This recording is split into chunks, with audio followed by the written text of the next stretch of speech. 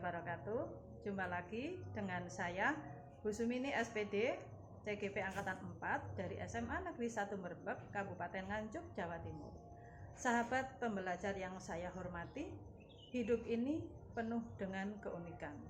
Hidup ini banyak pilihan, namun dengan hidup ini kita harus berani mengambil pilihan sebagai hasil dari keputusan. Tentang apa? Tentang apa yang harus diperjuangkan dan tentang apa yang tidak layak untuk diperbaiki. Keputusan yang baik berasal dari pengalaman. Pengalaman itu berasal dari keputusan yang buruk. Jika masalah datang, tenangkan pikiran. Jangan ambil keputusan. Dan jika kondisi sudah tenang, ambil sebuah keputusan dengan langkah-langkah yang tepat. Pada modul 3.1 ini kita akan belajar tentang pengambilan keputusan sebagai pemimpin pembelajaran. Untuk itu ada beberapa pertanyaan pemantik sebagai berikut.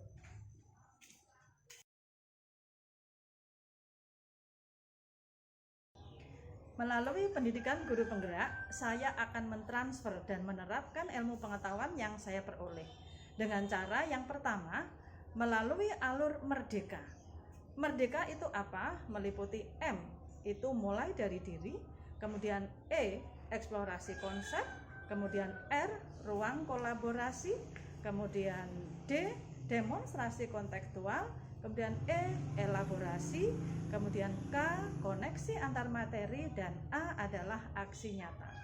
Kemudian yang kedua, saya akan mensosialisasikan kepada rekan sejawat melalui rapat dinas, tentunya dengan seizin kepala sekolah. Kemudian juga melalui sharing atau berbincang-bincang dengan rekan sejawat dengan waktu yang sudah kita sepakati. Kemudian yang ketiga, melalui kegiatan aksi nyata bersama murid maupun dengan rekan sejawat.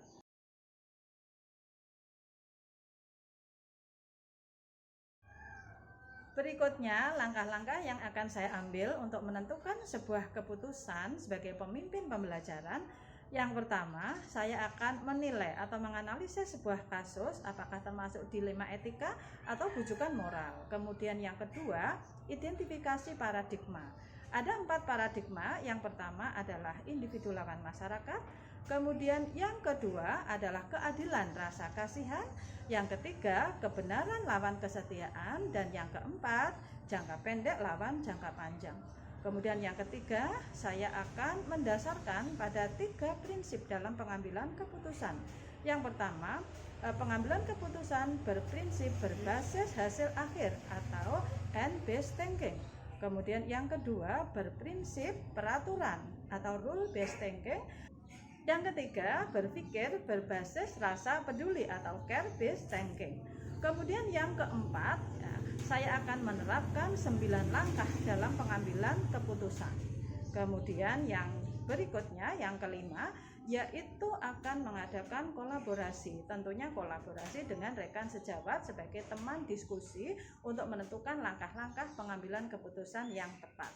Kemudian yang terakhir adalah kita mengadakan refleksi atau evaluasi sebuah keputusan yang diambil, bahwa keputusan tersebut bisa digunakan sebagai pedoman atau sebagai patokan untuk menentukan penyelesaian kasus untuk kasus-kasus yang berikutnya.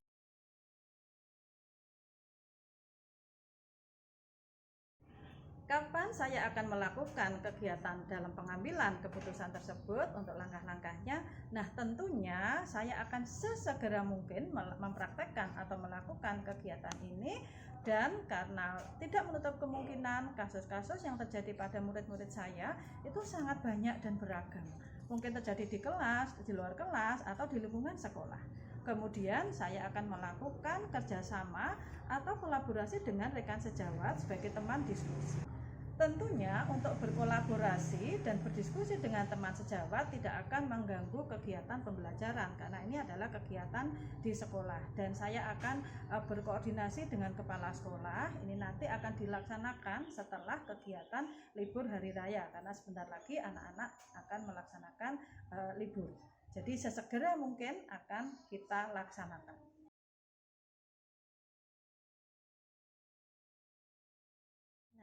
yang akan mendampingi saya dalam melakukan kegiatan ini untuk mengambil sebuah keputusan sebagai pemimpin pembelajaran. Tentunya yang pertama adalah kepala sekolah atau pimpinan sekolah, bahwa kepala sekolah ini sebagai pengambil kebijakan tertinggi di sekolah. Kemudian yang kedua adalah dengan rekan sejawat. Rekan sejawat ini adalah sebuah kelompok komunitas praktisi yang ada di sekolah saya sebagai teman untuk sharing, bertukar pendapat, saling memberikan masukan dan menerima masukan baik, ya, saling berkolaborasi sehingga kita sama-sama belajar bersama, belajar untuk menentukan sebuah keputusan. Kemudian yang ketiga, tentunya saya akan melibatkan salah satu dari anggota keluarga, entah dengan pasangan hidup saya ataupun dengan anak-anak saya yang sudah dewasa.